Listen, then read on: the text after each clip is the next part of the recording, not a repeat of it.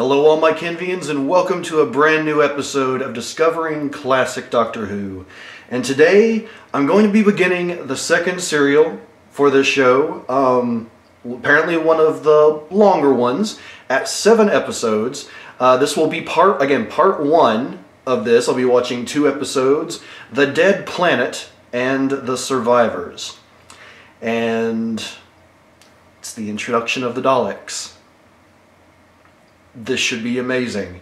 Oh, and before I start, I do want to say, I do apologize for mishearing what the doctor said before. He referred to himself as not being a medical doctor, not a doctor. So I apologize for that. A lot of you pointed that out. So I really do apologize for my mishearing there. And again, I know that it's kind of half and half. A lot of people didn't like the first series, other than the first episode, as I did. And some people really do love it. Please do keep in mind that I'm approaching this from the perspective of a Whovian who has only experienced the new era. And even that took me some adapting, like some getting used to, when I first started out. So I don't know whether I'm going to truly enjoy this series or not, but please do keep in mind that I'm approaching it from an honest place, and anything I do that's silly is just having fun and part of my experience here, getting to experience the original series for Doctor Who. But I've rambled on long enough. Let's begin The Daleks, Part 1, with The Dead Planet. And go.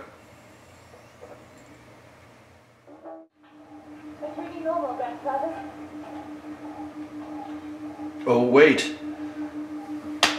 Normal for now. Bum, bum, bum. They're absolutely still. I love how it seems to be only his hair ruffling. Without him. We better keep an eye on him. He seems to have a knack of getting himself into trouble. You think there's any danger? Oh, not necessarily. First Doctor. I think he deserves something to happen to him. Yes. Well, you know. Clearly they don't really like him so much yet. Oh, grandfather, look! What is it? What's the matter? Hello.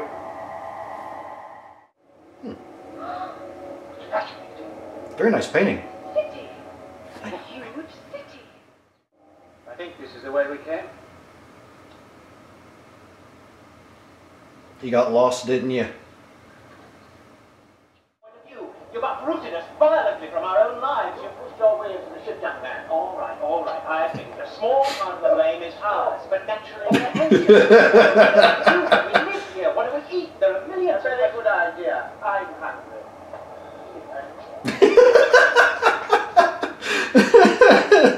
Oh. Oh, what's the matter?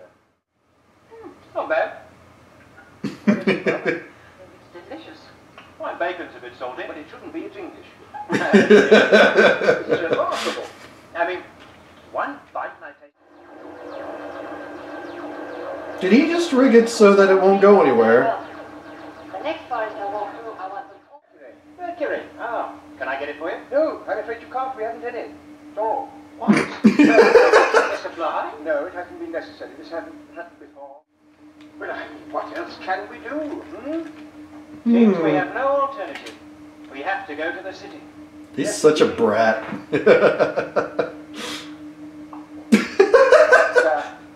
First light, then?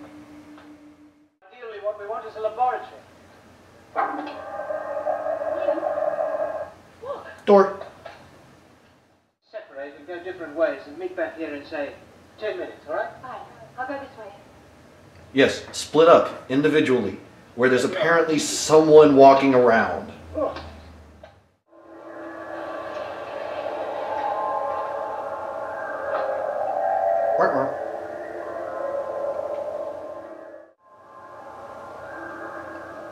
Madam, you're getting your fingers on the glass.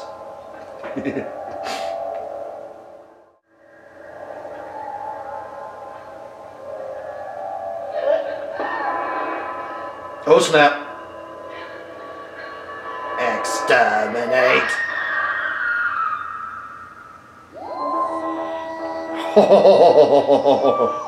Okay, like immediately this is already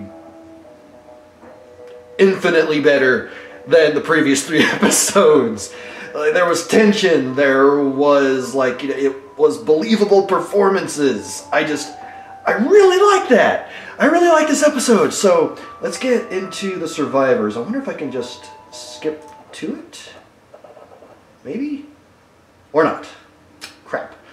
Okay, episode selection. Actually, let me check real quick, make sure the subtitles are on. There we go. Skip over this in editing. Alright, now time to begin the survivors. Now, as evil as the Daleks are in the future, I'm assuming they haven't just immediately killed her, because this was the early stages of a kid show, or a family show. Hey, there's a corridor over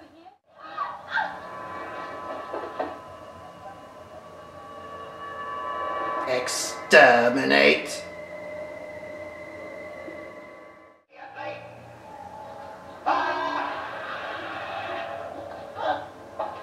Legs! My legs!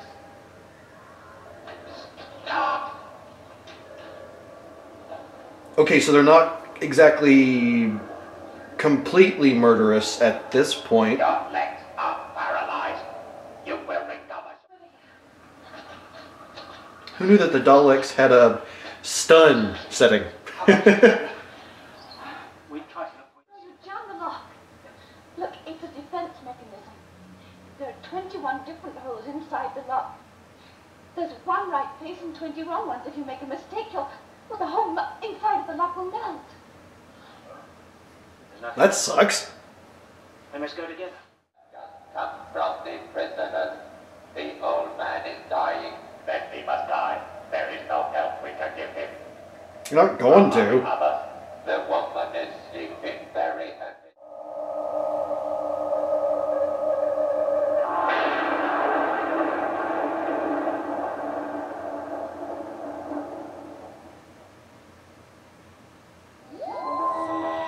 Well, there we go.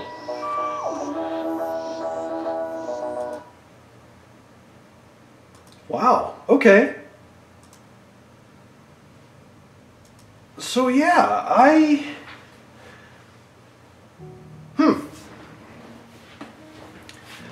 definitely have a lot of thoughts. I feel like I got down everything I need note-wise, at least as far as this particular episode goes. So let's get right into it and talk about some of my favorite parts of the Dead Planet and the survivors. And before I even start, I will say that I definitely got more out of the Dead Planet than the survivors. And I have a pretty good idea of why, but I'll touch on that more in here in a little bit. My first favorite part was the stone jungle and the metal creatures, so to speak. To the best of my knowledge, we haven't really experienced anything like that in New Who. There have been some similar situations, such as Midnight, when the Doctor was experienced that one thing on the outside that was really crazy and creepy, that we never got to actually see what it was.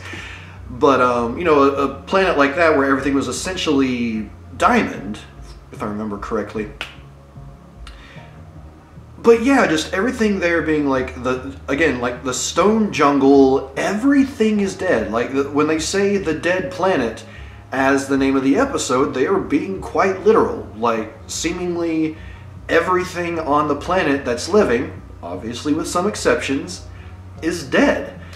And as far as the metal creature goes, I mean, obviously it's just a sort of prop, but I am a bit intrigued to know whether or not like that creature is ever, or a similar creature is ever brought up again. whether it be here in the classic era, or maybe we have seen something kind of similar in New Who. I don't know for sure, obviously, but that definitely did intrigue me. My next favorite part of these episodes, Ian and Barbara, really. I feel like this is going to be something that is expanded on as the show goes along, as long as they're a part of the show, and just sort of seeing some more dynamics of the relationship with Ian and Barbara. I know that in the previous videos, the previous reaction videos, I've made references to, you know, them being in a relationship and all that. And I don't know, I kind of have a feeling, even if they aren't exactly romantic partners, so to speak, at the beginning of the show, I feel like by the end of their run on the show, they're probably going to be an actual couple, if they aren't already. It seems like they are, just based on how some of their interactions are. But yeah, again, it's just like sort of the continued evolution of learning a bit more or seeing a bit more of the relationship with Ian and Barbara. Now, my next favorite part of this episode was really, particularly the Dead Planet. Some of the survivors as well. But in the Dead Planet, just getting to see all the different characters interacting, and it felt more natural, it felt more real, it felt more well written. Seeing Barbara and Susan talking after Susan had her scare and someone touched her on the shoulder, and then the Doctor and Ian talking, it was, I mean, obviously it's more of an antagonistic relationship that Ian and the Doctor have, but getting to see those dynamics, getting to experience more of that outside of those previous 3 episodes, I really enjoyed. I'm, like, this, the Dead Planet in particular, has me feeling more attached to these characters. It has me believing more that they are living, breathing characters, as opposed to, again, you know, in the previous ones where there was way too much focus on the cavemen, and that kind of ruined it for me, unfortunately. But moving on from there, my next favorite part, and again, I have no idea if this is ever brought up or mentioned in the future as far as Doctor Who goes. I do not recall it at all as far as New Who goes, but the food maker machine, like just the machine where it dispenses these bars that, I mean, even though they're clearly not like bacon and eggs, so to speak, they give the taste of bacon and eggs. It's able to replicate the flavor and, I assume, the nutrients. That was probably mentioned and I missed it, but the nutrients of, you know, the actual food. I found that really interesting, and I feel like there's, I mean, that's the kind of thing that has been replicated in other bits of sci-fi, whether it's cartoons or, so to speak, but we've seen, you know, the food in small little bars and stuff like that. So I just really like the way that they employed it into this episode. And, you know, I mean, I don't know that I'm looking forward to seeing more of it in the show, but if they do utilize it further, you know, in the future, I'd be interested to see it. Just, I think I kind of counteracted myself there. But anyway, moving on from there, my next favorite part of these episodes was the Doctor getting his way. Just showing how much of a brat the Doctor was. I mean, he definitely still has his moments of being just a complete brat, you know, just sort of, you know, working things around to get his own way. Here it was extremely blatant when he, you know, leaned down and pulled that thing out of the control panel. But I just, again, that was an aspect of these episodes that it truly did give me that feeling of feeling like, you know, this is the Doctor. This is a younger Doctor, younger, so to speak. This is the early stages of the Doctor's life, and because there are elements of him, even in the previous episodes, but especially in these, there's definitely those elements of, yes, this is the Doctor. This is the Doctor that I know. Just a lot younger and a lot less developed, shall we say. But, yeah, so the Doctor gets his way. Love that. My next favorite part of these episodes, really, it had to do with that entire sequence where Barbara was going through the hallways, and it was a very tense scene. I actually kind of wish there had been just a little bit more focus on her instead of the few jump backs we did get. But I really liked the way the music, or at least sound effects, worked when she was in there. Just that very warbling sound, and it was just very tense the entire time. And then all of a sudden at the end of the episode we see the stalk, and obviously if you were watching this back in the day, this was your first exposure, you would have just been like, what is that? But whereas in my case and other new Whovians who have started trying out classic era, it's just kind of like, oh no. So yeah, the hallways and then the stalk of the Dalek at the end, just excellent parts. And this next part, I put it down as a favorite mostly because I just find it very intriguing, very interesting.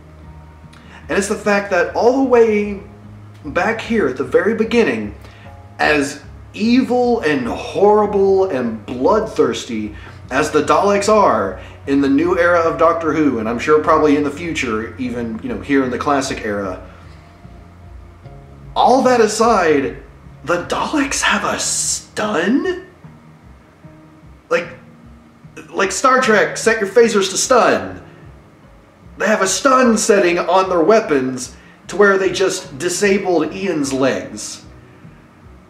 And that's never anything I've seen before. It's like anytime someone has been shot by a Dalek and anything else I've seen, they're either boom, dead, or like when the Doctor got shot that one time, that one time, or those, the few times it happens, is like, it begins the process of a slow death or of dying.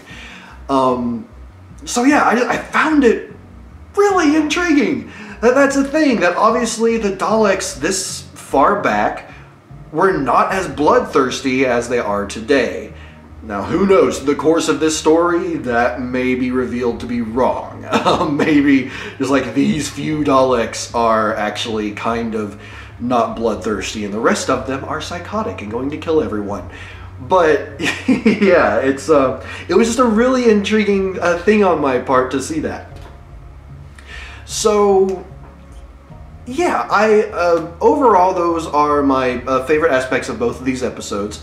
Moving on to my annoyances, and depending on whether I included some of these in the reaction portion or not, we'll have to wait and see. Or, well, you all will have known after seeing this. But my first annoyance, let's split up, because that always works so magnificently, especially when you know that clearly there was someone outside that touched Susan on the shoulder, that left that metal case. Clearly there is someone, at least one person, around other than you. And while, yes, Susan and the Doctor were together, the Doctor clearly not feeling well, that's essentially three parties, two of which are a single person. And yes, it did lead to, what was a very interesting and eventful segment with Barbara going through the hallways and then getting captured. But I hate when, and this is another one of those things that goes outside of just this show, it's across all different mediums, the whole, let's split up gang, the whole Scooby-Doo effect, basically. It never works. It never works out well. But again, this was back in the 60s, so maybe it wasn't as hugely overused at this point as it feels like it is now. But yeah, so okay, that's my first annoyance. My second annoyance, I feel like this was, I think this was after they had gotten captured and they were being held in the cell. And Ian and Barbara are saying something back and forth, and then Susan has this really random laugh. And I mean, maybe it's chalked up to her being a bit delirious. And that's what kind of gave the laugh, but it even seemed like, you know, the people playing Ian and Barbara kind of stared at her like, what was that? And it's just kind of left off from there. So, again, it's a very small annoyance, but I was just kind of like, that was weird. And then finally, my last annoyance for these episodes, and this one is particularly of the survivors, all the padding. And I have been told, I've seen in the comments from the previous episodes, that, you know, a lot of padding is kind of a thing with the original era of Doctor Who, the classic era of Doctor Who. And it's something I'm going to have to get used to. And I'm sure I will. But as it stands right now, I just feel like the survivors could have been cut down by a few scenes. Like when we see Susan out in the jungle running around scared.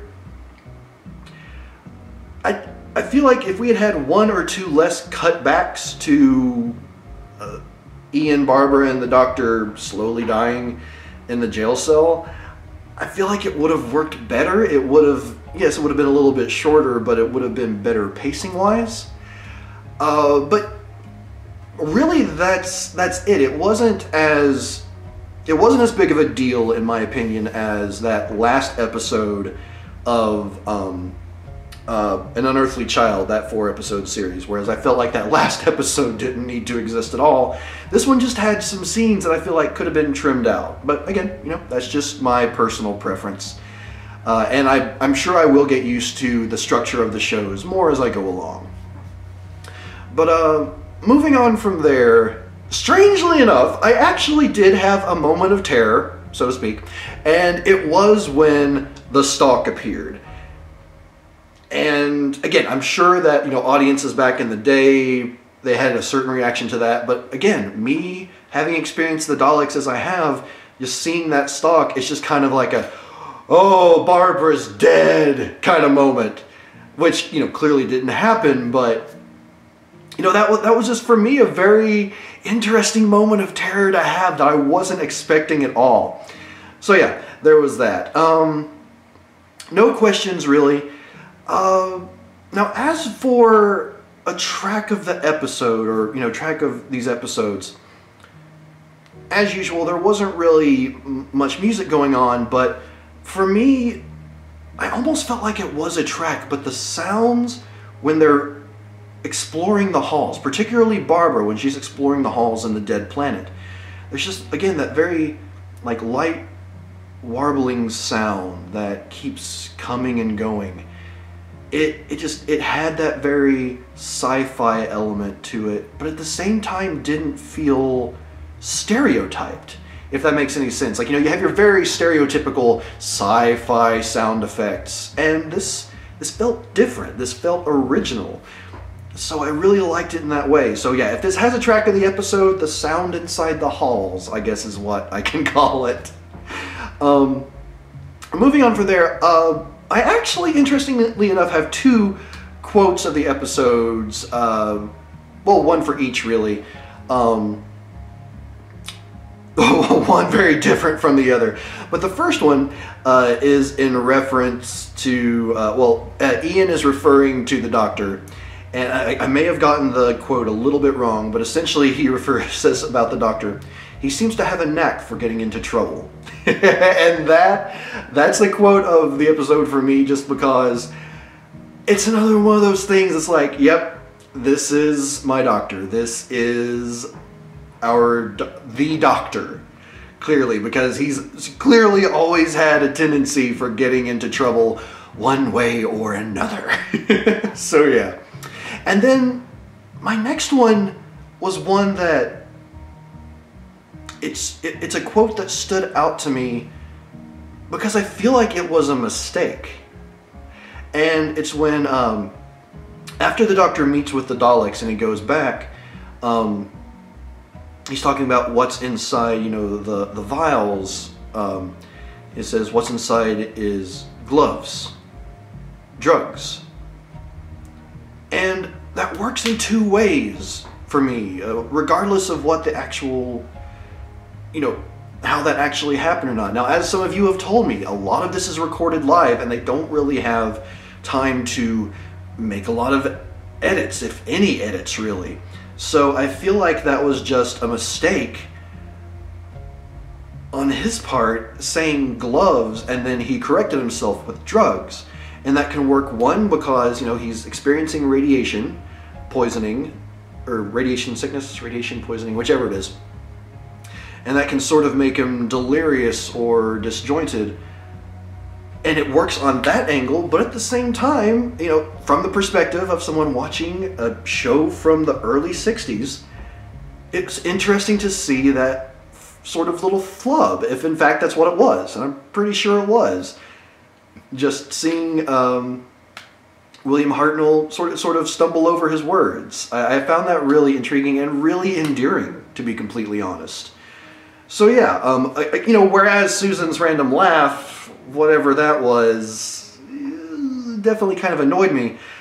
Just seeing that there, as far as just, again, a small flub as far as the line goes, that makes the quote of the episode for me, being the survivors, it just, I really liked it. Yeah. Again, it's just very endearing to me, or at least it feels that way. But, you know, no real theory to say here. Probably as we push forward into more of these episodes, I will get, you know, more to think about.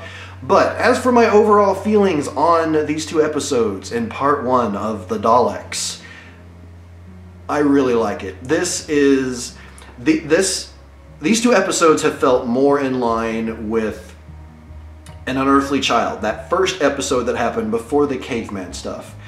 And I know there are people, including several commenters, that really do enjoy, you know, that entire 4-episode serial of An Unearthly Child. Those 3 episodes just really didn't work for me. But these two, and I can only assume those to come, really work.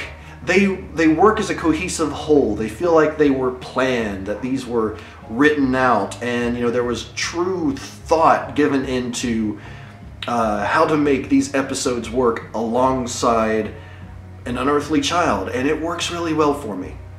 So yeah, and again, I do feel like the Dead Planet is superior to the Survivors, but I have a feeling that the Survivors, it was sort of padded and a little bit slower, mainly because this is a 7-episode long serial. So, I mean, they're in the middle ground, whether you're reading a book or really anything, video games with a storyline. The middle part, you know, it can be a little bit weak, but usually that's because there are things going on that have to be established. Like, we're going to, I assume, see who the Thals are, you know, the people or possible mutations. We're going to experience more, and this was just sort of a setup for what else is to come. Again, with the rest of a 7-episode long serial. So definitely looking forward to getting into more of these, and looking forward to pressing on here with some more classic Doctor Who. And in the next episode of Discovering Classic Doctor Who will be part 2 of the Daleks, with the escape and the ambush. And maybe the episode after that too. I'm not entirely sure whether I'll do 3 in the next one or 3 in the last one. We'll have to wait and see. But alright everyone, thank you so much for being here for this episode of Discovering Classic Doctor Who. Please, you know, give this video a thumbs up if you liked it. Share it with your friends if you think they'll enjoy it as well. Give it a subscribe if you're new here. I'd be happy to have you as a Kenvian. And if you would like to see episodes like this and any of the other series that I'm working on ahead of time, anywhere from a day or 2 to a week or 2 ahead of time, you can go over to the PapaKennMedia Patreon, link in the description down below and here at the end of the video. And for as little as $1 a month, you can become a patron for PapaKennMedia. And again, you can get access to those episodes, including this one, as soon as they are uploaded. They will be available to the patrons ahead of time before they go out to the public. So again, thank you all so much for being here, and I will see you in the next episode of Discovering Classic Doctor Who. Alonzi!